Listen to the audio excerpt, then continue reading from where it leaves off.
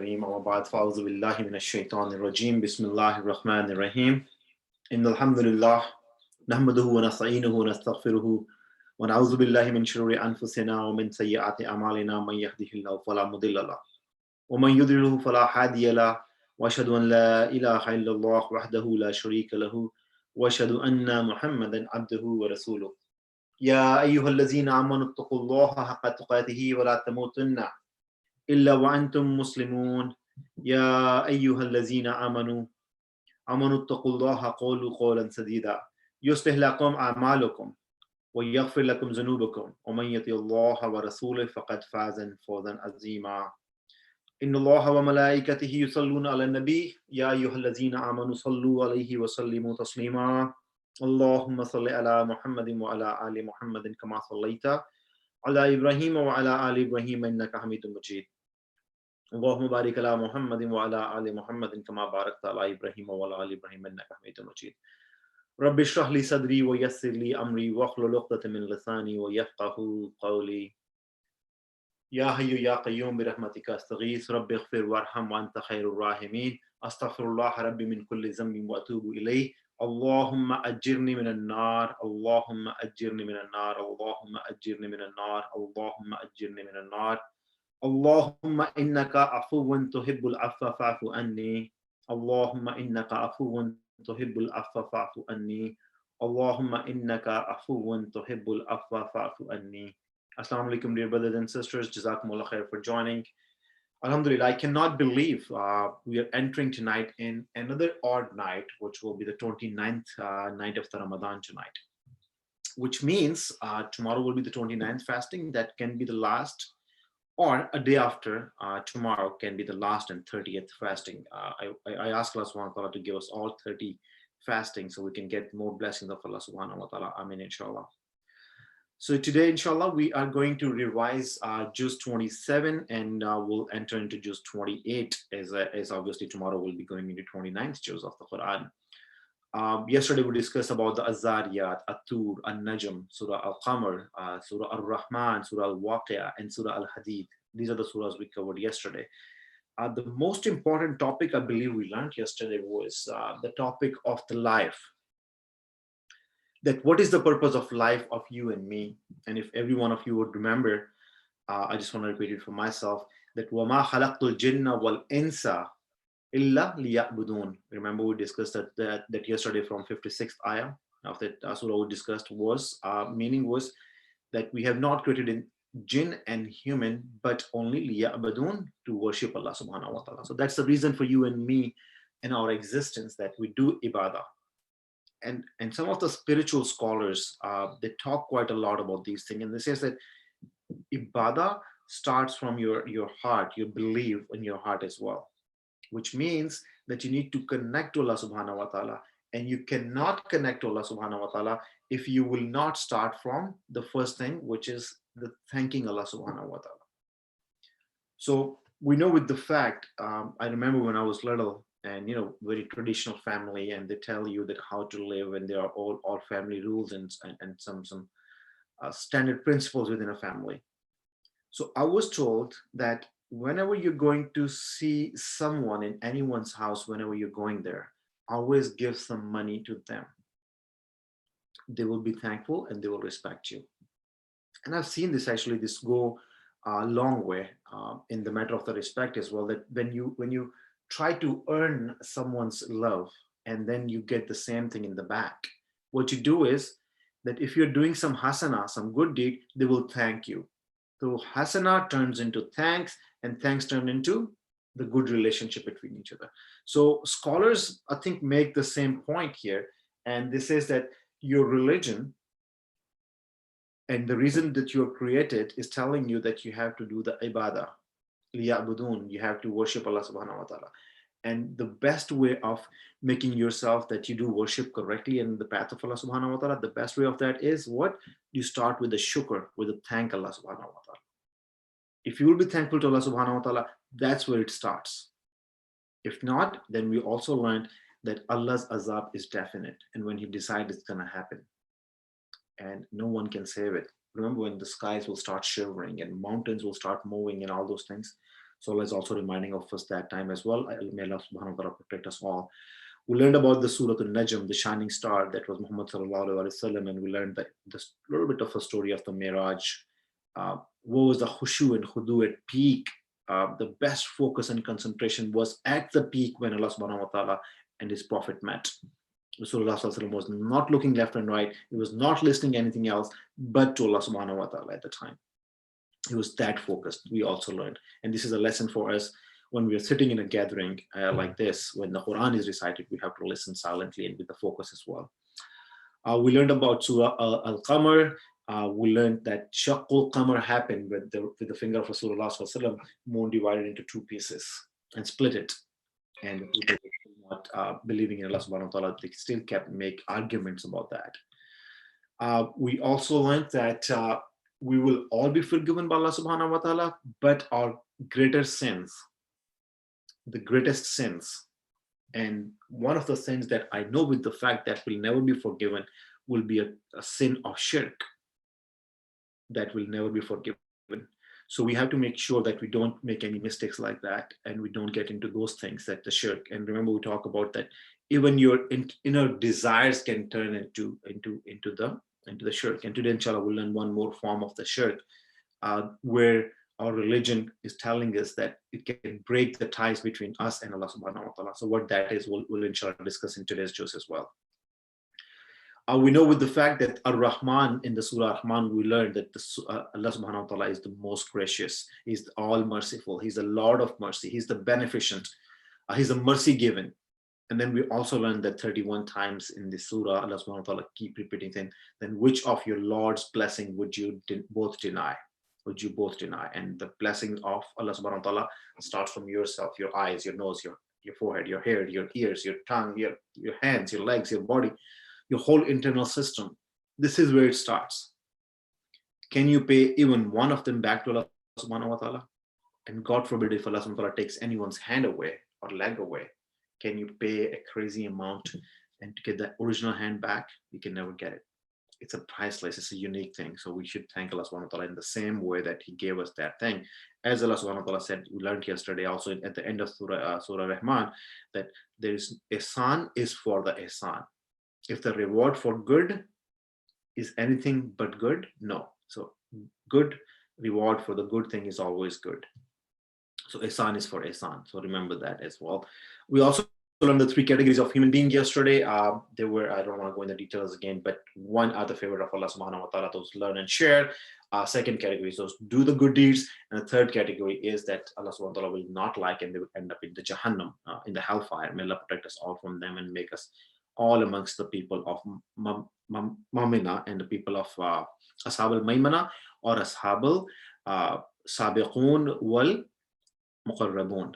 May Allah subhanahu wa ta'ala make us amongst those people. Ameen ya Rabbal Alameen. And then we also learned there are surahs, those are musabbihat surahs. The surahs, those starts with the glorification of Allah subhanahu wa ta'ala. And pretty much all surahs that we're going to recite or discuss today, not recite really, but discuss today, all of those surahs actually start from the musabbihat. Sabbaha lillahi mulku samawati wal ardi is one of the examples. Lillahi ma fi samawati is another example. So the surahs that we're going to discuss today, they starts mostly from Sabbaha lillahi mulku samawati wal ardi, so something like that, which means that they are starting with the glorification of Allah subhanahu wa ta'ala. And I would suggest that once we start our chat with anyone else, let's start with that. If we go to any majlis, any gathering, let's try to make sure we recite or we glorify Allah subhanahu wa ta'ala at least once. We remember Allah subhanahu wa ta'ala and Prophet Muhammad sallallahu alaihi wasallam there at least once, so that whole gathering becomes the blessed gathering of Allah subhanahu wa ta'ala. So let's try to do that, inshallah. And then we also learned that the highest ranks were given to ashab, the companions of Rasulullah sallallahu alaihi wasallam, and their sacrifices and their hard work. And then Allah subhanahu wa ta'ala made us clear that no one will talk bad about them because they are the favorite of Allah subhanahu wa ta'ala. And if someone is enemy of Allah and His Rasul and His ashab, that's an enemy of Allah subhanahu wa ta'ala and Allah and Rasul as well. So let's not do any bad word to any of the ashab. I know our history have been really been challenged and been messed up really bad by some of the school of thoughts within Muslims, or some of the people those crossed the Islam limit and they went out of the Islam, but they were still considered themselves as Muslims maybe. Some people, those have invented another religion within Islam, maybe by them, or some people, those are not, have nothing to do with Islam, but they still are against Islam and they have messed up the history of the religion. So in any case, dear brothers and sisters in Islam, I ask you to please revert back to Allah subhanahu wa ta'ala and the book of Allah subhanahu wa ta'ala before we can seek any guidance.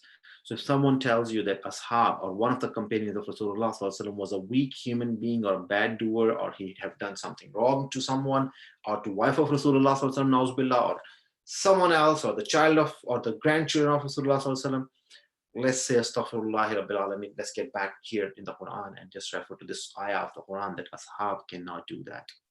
They can be weak. There can be some situations when it might have happened, but let's take that shock, that doubt out of our minds, and let's say that they were the dear people of Allah subhanahu wa ta'ala. So let's make sure we do understand and we do follow that. All right, brothers and sisters, with this long start and revision of 27 juz, let's get into the juz 28. And in this juz 28, we are going to discuss, inshallah, today Surah Al-Mujadilah. We are going to discuss inshallah Surah Al-Hashr, which is one of the beautiful most surahs I can imagine. One of those, alhamdulillah. Surah Mumtahina, we'll discuss that as well. Surah As-Saf, Surah Al-Jum'ah, Surah Al-Munafiqun, Surah Al-Taghaban, Surah Al-Talaq, and Surah Al-Tahrim. So all of these surahs, inshallah, we're trying to discuss in next 38 minutes or so, inshallah. So please stay with me and let's try to be more focused, and I'll be a little quick, as I say always, and I'm going to repeat again the same disclaimers. One, I'm not a scholar, I'm a student, I'm learning, and I wanted to make sure we'll learn together.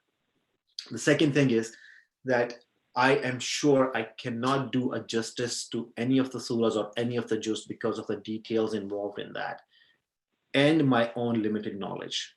So for both the reasons, this is just a starter, this is just a brain opener, this is just a thought opener, this is just a hint that let's go ahead, spend at least some hours on the path of Allah. When we are together, we are going to get inshallah rewards for that, inshallah, inshallah, inshallah, if our intentions are for Allah subhanahu wa ta'ala, and may Allah make our intentions only and only for Allah.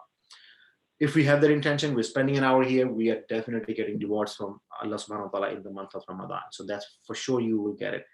The only thing I can give you in the second in these discussions are just a reference point where we all can look at these items as a starter, as the beginner of our curiosity and knowledge learning, opening door to the book of Allah subhanahu wa ta'ala. My whole purpose is to bring you towards the message of Allah and to myself first, that look at this book. This book have a lot of knowledge. This book have a lot of information, and we cannot learn it.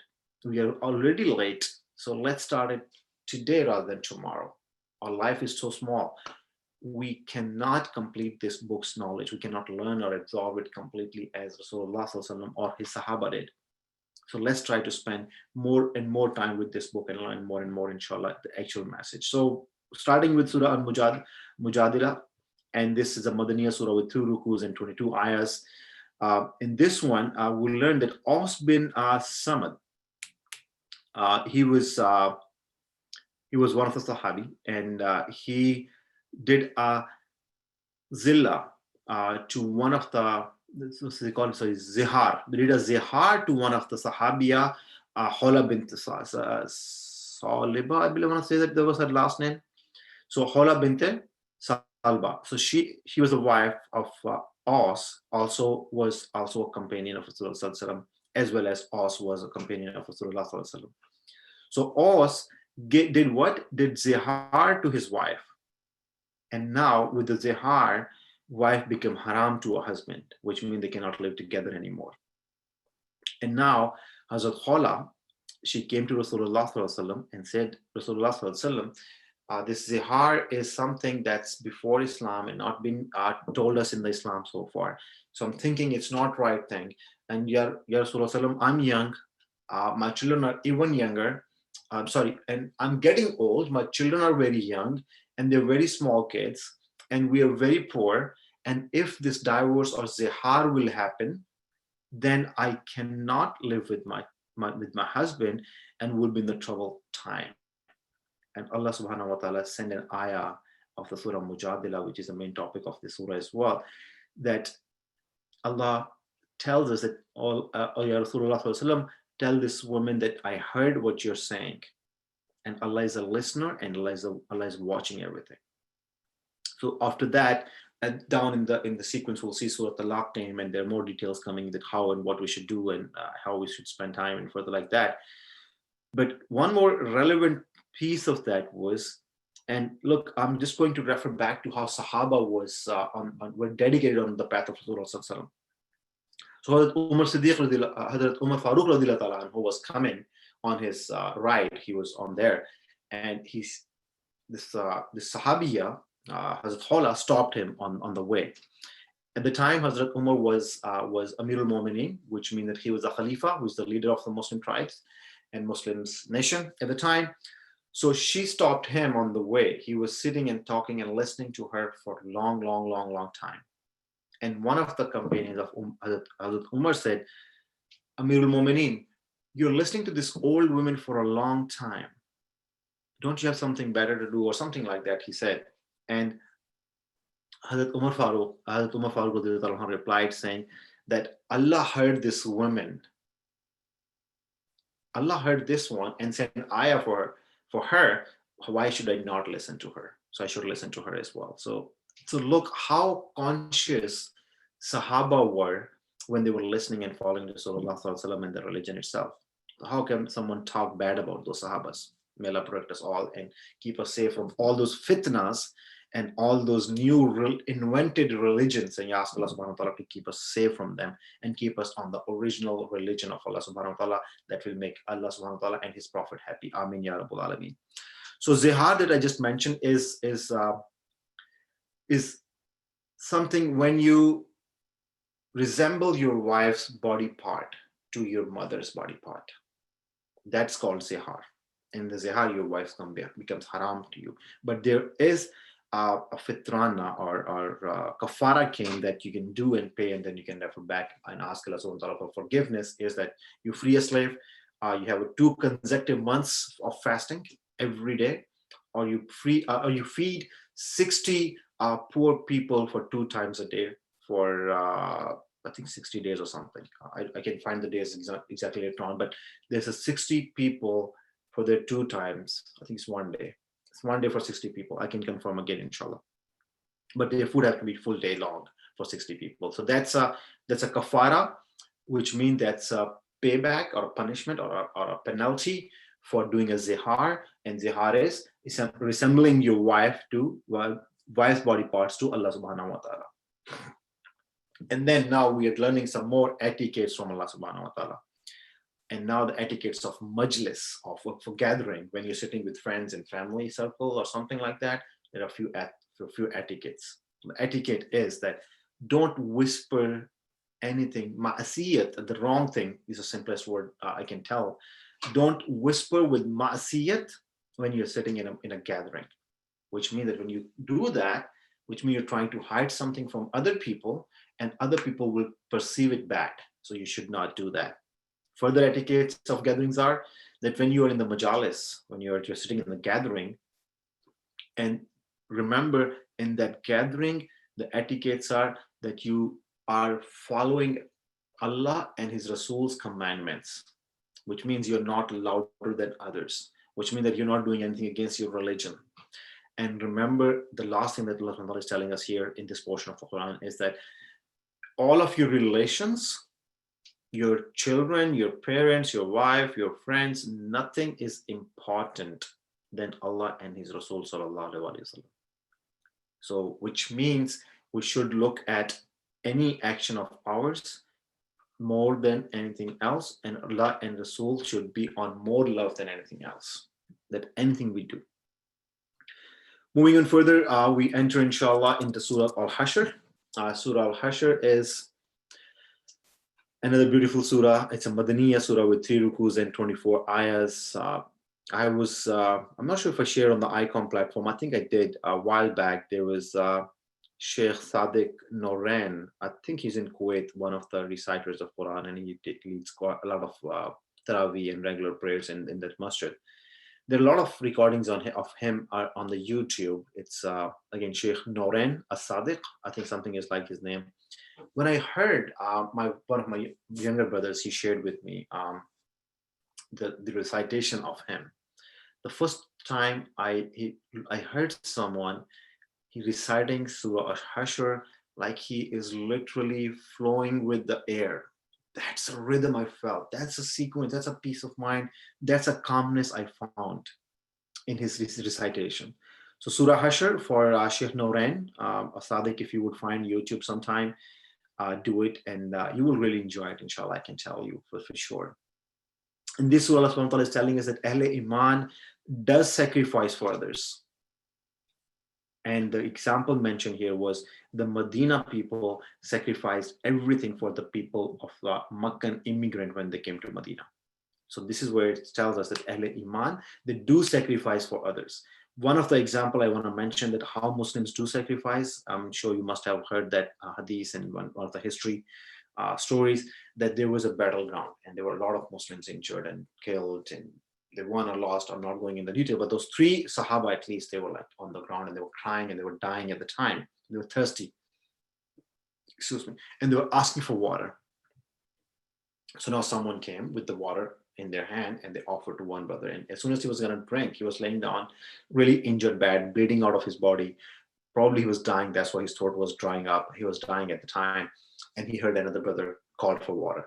He said, go give it to him first, and I can wait. They went there, gave him water. And as soon as he started drinking it, he heard someone else cried for water. He said, he looks more in pain. Go give him the water first. I may be able to wait. So the person with the water went to the third person and found the third person was already dead. He came to the second person, he was dead. He came to the first person, he was dead.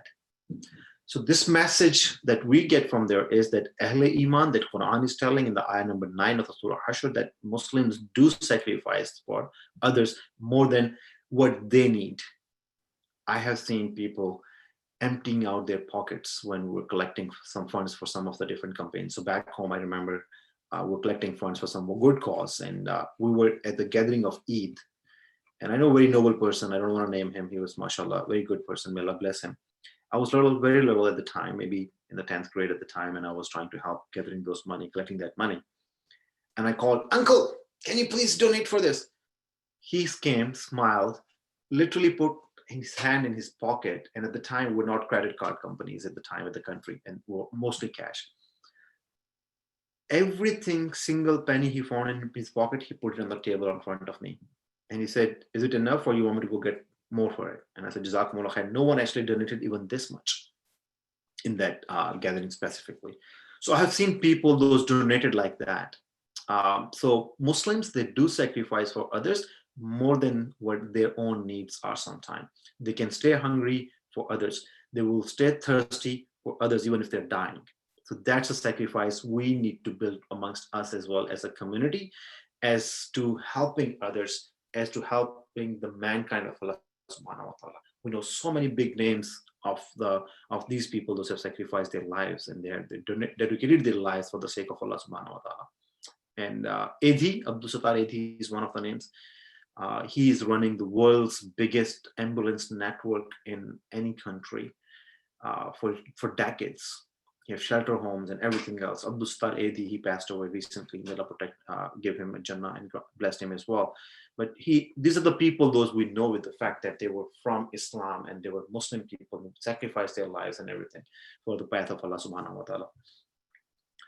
So al-sabiqun wal-awwalun, muhajirin and ansar, they pray for Ahle Iman before them. So this is kind of like a little bit of context of Arabic, context of English, and mixed together in this ayah number 10, which says that as-sabiqun wal-awwalun, that the people, those who will come after us, they will pray for awwalun, for us and before us. All right, what does it mean? Again, so now we are living, anyone those have left the world, any Muslims before us, our parents, our grandparents, our relatives, our friends, and whatever who else not, if they have left this world already, we are as-sabiqun and we will make prayer for al-awwalun. So that opens the door of Isale Sawab. To my understanding, Isale Sawab is when you pray for the deceased, and when they're deceased people, they're dying for when they're dead, the needs our prayers, and Allah subhanahu wa ta'ala is permitting us in this ayah that yes, you have to do Isale Sawab for them. You have to pray for them. You have to make dua for them. That's what I understood from this meaning. May Allah subhanahu wa ta'ala guide me to say that with forward word, inshallah. In ayah 21, it talks about if a Quran was sent on a mountain, what would have happened to a mountain? He would have completely destroyed.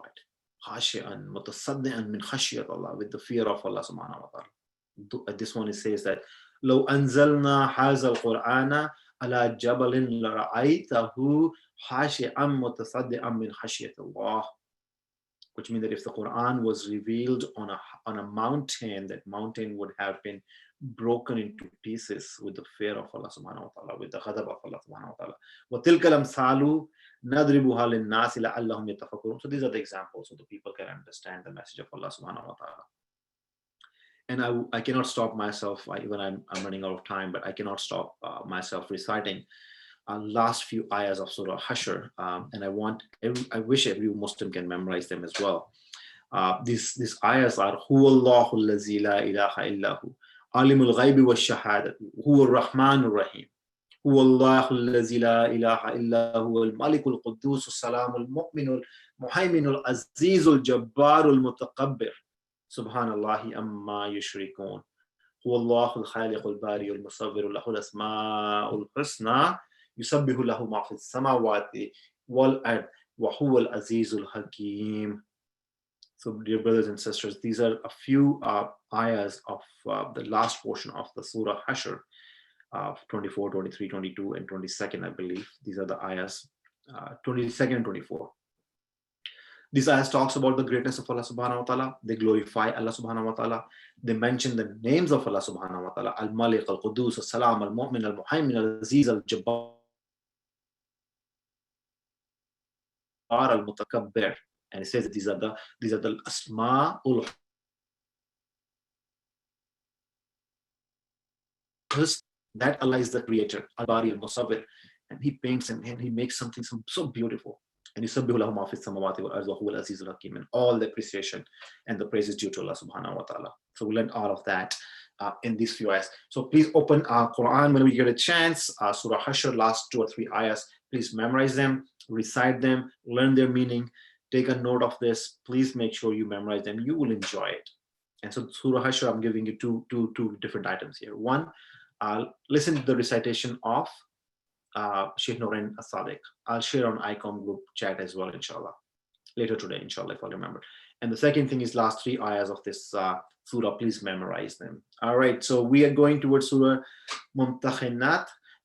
In this surah, we are going to 2 rukus and 13 ayahs, but we'll inshallah wrap up very quickly. The main message of the Quran and a couple of ayahs we'll just review and we'll move on. It talks about the Ahle Iman. Ahle Iman, you cannot be or don't be or don't have to be friends with the enemies of Allah subhanahu wa ta'ala.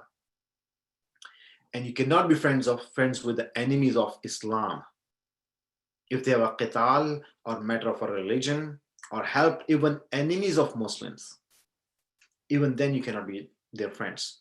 But if they have not done it, if they have not did a qital against you, if they have not helped your enemies of yours, or if they have not helped the enemies of Islam and Muslims, then maybe you can be friends with them. So this is where we learn in more detail the message that try not to be the friends of the enemies of Allah subhanahu wa ta'ala. And we know with the fact that who is the friend of Allah subhanahu wa ta'ala and who's not. We know with the fact, we have recited a few things already in the detail, that can they be honest to us? I would doubt it. But if you find someone, sure, make them your friends, but make sure you do not fall into the trap of their habits and their wrongdoings. You should be able to impress them with your character and to revert them to your religion, not you go on the south side. And number 11 talks about if Mu'minat Sahabiyat wanted to do a ba'at Beth, remember we talk about Beth Rizwan and stuff like that. So if Sahabiyat, Mu'mineen, women want to do that, the companions of Prophet Muhammad, ladies, women, if they want to do that, they can do it on specified terms. And then Rasulullah, please accept their bath, accept their promise, accept their hand on you, that they will be your close friends always. And those specified terms are for the women are that they will not make a partner of Allah subhanahu wa ta'ala. They will not do any theft in their life. They will not do any zina, which means adultery. They will not do that. They will not kill the child for the fear of hunger, even the child is born or not born. They will not do that. The women will not do the finger pointing, buhtan, blaming other people or cursing other people for no reason. They will not do that. And they will not disobey Rasulullah and in the good deeds. So these are the conditions for the women if they wanted to do the bath of Rasulullah, which means they want to say that yes, we are following of Rasulullah and we are making a promise that we are with you all the time. If you want to do that, and I think its message is not just for the Sahabiyat, it's message for any women of the world that if you want to be the Sahabiya or the follower of Prophet Muhammad and Allah subhanahu wa ta'ala, do these good deeds, inshallah. I want to mention it again for every one of us. Don't make a partner for Allah subhanahu wa ta'ala. No theft is allowed for women. No zina, adultery is allowed for women. I mean, obviously not for men as well, but especially this time we're talking about for the women. Don't do for child killing for the fear of hunger, which includes abortion, if I can say that. No finger pointing, buhtan on others, and then obey Rasulullah in the good deeds as well. So this is a complete message we get in this surah for the women, inshallah. So moving on to Surah As-Saf.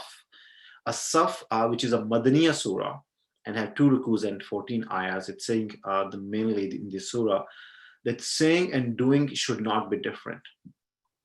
If I am at this time in this month, I'm very fearful of Allah subhanahu wa ta'ala that I've said so many things, and I'm continuously asking Allah subhanahu wa ta'ala to make me amongst those people that anything I'm saying, make me the first one that can obey the message of Allah subhanahu wa ta'ala. So if I'm saying something and not doing it, that's not permitted in Islam. And this is where the surah is telling us very clearly that if you're saying something, you have to do the same thing. Your inner and outer should not be different. Your words and actions should not be different. They should match. Allah get angry if you will not have your action and words on the same page. Allah like mujahideen who are strong and fight on the path of Allah subhanahu wa ta'ala. And remember, the mujahideen and the fight have a certain criteria, have a certain imam, have a certain ruling, certain government, certain procedures, guidance related. It's not a matter of an individual to go and break the rule of law. So that's where this is very clear here. Then we know with the fact that enemies of religion wanted to blow the air with their mouth, and they want to turn off the light on the nur of Allah subhanahu wa ta'ala. But Allah subhanahu wa ta'ala is telling them they will not be able to do it. So if anyone is trying to do or blow out the light of Allah, their darkness or their weak blow will not be enough to do that, inshallah, even they look very strong or whatever that the situation is. That enters us in the Surah Jummah. Yep, Jummah means the Friday. It's a Madaniya surah with 2 rukus and 11 ayahs. This surah talks about that why Rasuls were sent to you. Rasuls were sent to you to do what? To do the tilawat al-Quran, recitation of Quran. They were sent to do the self-accountability first, and they were here to teach the book of Allah subhanahu wa ta'ala and the wisdom. So there are the 3 reasons they were sent to us. Recite the Quran. Second one is self-accountability. And third one is to teach the book and the wisdom. So these are the 3 rules mentioned in the Surah Al-Jummah. And then it talks to Yahud, that Yahud, if you say that you are the only dear to Allah subhanahu wa ta'ala and you love Allah subhanahu wa ta'ala more than anything else, and Allah subhanahu wa ta'ala love you in the same way, why don't you kill yourself so you can actually reach to Allah subhanahu wa ta'ala right now? And who will not like to meet with the lover, to do a suicide or get killed or go to Allah subhanahu wa ta'ala, but they're just making excuses and stories. They have no clue, no belief, no reason, no logic, and they will never ask for the death. That's a challenge Allah subhanahu wa ta'ala did to Yahud in this book. And then this is the same surah where Jummah became fard, which means that you skip Zohar and you do Jummah prayers. Jummah is a fard prayer. When the Jummah is called, leave your business, stop whatever you're doing, and go to the masjid for the Jummah. Come for the prayer on the day of the Jummah. And after prayer, you can go back to the worldly matters and can find the blessings of Allah subhanahu wa ta'ala and on the ground, on the earth as well. Then we know from a hadith that if someone missed a Jummah, 3 Jummahs consecutively due to the laziness, their heart will be stamped by Allah subhanahu wa ta'ala, and they will not be the favorite of Allah subhanahu wa ta'ala anymore. May Allah protect us all. And remember, this missing of 3 Jummahs is due to laziness or without any legitimate excuse. Like Corona is a legitimate excuse nowadays, by the way. So we're fine, but if someone missed 3 Jummahs consecutively, that's not okay for them. And some scholars say that anyone that is going to witness in front of a court for any matter, don't accept their witness if they have missed 3 Jummahs as well, because now they're not considered as a reputable Muslim or worthy Muslim. Maybe may Allah protect us all. Maybe they're out of the Islam. Maybe I don't know. Allah knows best. But that's another fatwa that if someone have missed 3 Jummahs consecutively out of laziness without any legitimate reason, Allah will put a stamp on their hearts, and they're out of the religion as well. May Allah protect us all. We enter into Surah Munafiqun. It's a Madaniya surah with 2 rukus and 11 ayahs. And Munafiqun, we know with the word is the closest translation for this one is the hypocrites. And it says that now, Muslims, I'm telling you that love of money. And remember, I mentioned in the early time that what are the situations when we can be one of those people, those can cross the limits and can do the shirk and get to the shirk. That's what the Surah Munafiqun is going to tell us, that thing now. That love of mal and aulad should not make you ignorant of Allah's remembrance. All right, if I'm sitting at the job, a business, or making some money or doing some hard work or whatever I'm doing, if the time of the prayer comes, or if I forget Allah, that's not permitted. So love of mal, we cannot do that. Love of aulad, your children, we cannot do that either. That for them, we cannot skip the prayer. We have to pray. We have to remember Allah subhanahu wa ta'ala. So Allah's remembrance is not just doing the fard prayer. I'll extend it a little bit further down. And the remembrance of Allah subhanahu wa ta'ala is that we are conscious upon all the limits, the hududullah that Allah subhanahu wa ta'ala made compulsory upon us. And those are staying on the right path, doing good things, following Allah's path, not doing injustice, don't do wrong things in the business, pay whatever you get and get whatever you pay for. So don't do that imbalance in your trades. So anything that Allah subhanahu wa ta'ala have told us in the Quran and in Islam overall, don't lie, don't cheat, don't fight. Anything that Allah subhanahu wa ta'ala is telling us, we need to follow it, and that is actually the remembrance of Allah subhanahu wa ta'ala. Let's not cross the limits. And this is where I'm going to tell you where it becomes a shirk. If you have money, and you're not spending on the path of Allah subhanahu wa ta'ala, but you're collecting because you want to spend it on your children, and then you forget the prayer, and then you want to get a big house, and you start making more money from haram ways, that where it becomes more and more haram for us, that will enter us on the Jahannam side. May Allah protect us all. So we should not do that. We should stay in the limits. So we know from one of the hadiths that there are 3 fitnas, 3 disasters, if I can say that, for Muslim Ummah. One is the women. Second is the greediness of a mal, that we go after the money and get greedy on that. And the third one is your children. So if these 3 items, we can bring them into the right place, right balance, alhamdulillah, they are not fitna. So let me clear that out. They become fitna only when they are fitna. They don't become fitna when we are not going on the wrong or south side with them. May Allah protect us all, and may Allah keep us all on the right path. Ameen ya Rabbal Alameen. And the last thing in this surah, Allah subhanahu wa ta'ala says in Surah Munafiqun, that the money you have, spend it on the path of Allah subhanahu wa ta'ala before it's too late and your time of death comes. When the time of the death comes, you will be responsible for all of that money, and you will be answerable to Allah subhanahu wa ta'ala why you have not spent and what you did with that money as well. All right, in the next surah is the Surah At-Taghabun. It's a Madaniya surah with 2 rukus and 18 ayahs. It's a small, very surah, and the main message of this surah that I could have found myself was, some of your wives and children are your enemies. Again, the same thing as I mentioned earlier. What thing can put you in halaka, in death, in breaking? One of those things is that you will be, some of your wives and your children are your enemies as well. So be careful. Love for them may put you on the wrong path. You may want to give luxuries of life to your children, and your intention is correct. That's okay. But how are you going to go get them if you go on the haram ways for that? That's what Allah subhanahu wa ta'ala is telling in this portion of the surah, that they will become in Taghabun, saying that your wives and your children are your enemies. And that's how they become enemies. May Allah protect us all and give hidayah to us, our wives and our children, that we don't run after the temporary shines of this world, the temporary super duper attraction of this world that Shaitan created. We stay on the actual shining thing, actual shining star, Rasulullah sallallahu alaihi wasallam, and the religion and Islam and the Quran. Ameen ya Rabbal Alameen.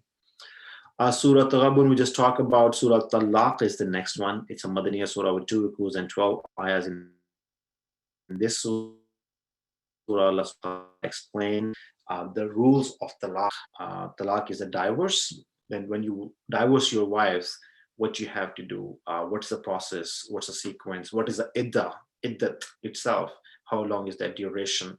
Allah subhanahu wa ta'ala is telling us 3 months for the old women and 3 periods of a young woman. And if there's a woman that's pregnant, she will be what this is, unless she does deliver the child, it will be still her iddat as well. So that will continue further.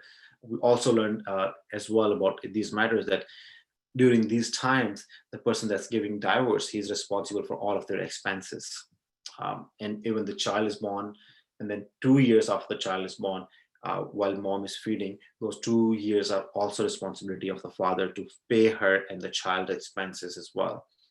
Then we also learned that the ways that the talaq is given, one, we should know that talaq is extremely disliked by Allah subhanahu wa ta'ala. So some scholars say that this is the only order that Allah subhanahu wa ta'ala gave you to do it, and Allah subhanahu wa ta'ala don't like it. So, and so some don't like it as well. But this is permittable, which means that you can do it, but in certain situations, certain circumstances, it have to be very careful. You have to go through the complete process. You have to go through the complete step-by-step situation. You do first talaq. That's a first warning for a certain time for women, and you get separate from her, and then you consult back. If not resolved, then you do the 2 talaq. That's another extended period. You stay separate from her and see if you can still find a love for each other, and you can connect back with each other. Then still the situation that you can get back to each other. Then once you do the 3rd talaq, 3 words at the same time, it means now the situation is done. And now there's no way or no point coming back. Now it's completely haram for you to live together. And now you're separated completely. And then we know iddat and all those talaq matters. There's so many details in this, but I just want to give at least a basic information about that. Even using these words in joke can also apply this rule. So we have to be careful with that. This will take us to Surah At-Tahrim, which is a Madaniya surah with 2 rukus and 12 ayahs, which means that woe, the qasam, when we say, by Allah, I'm going to do this or do what?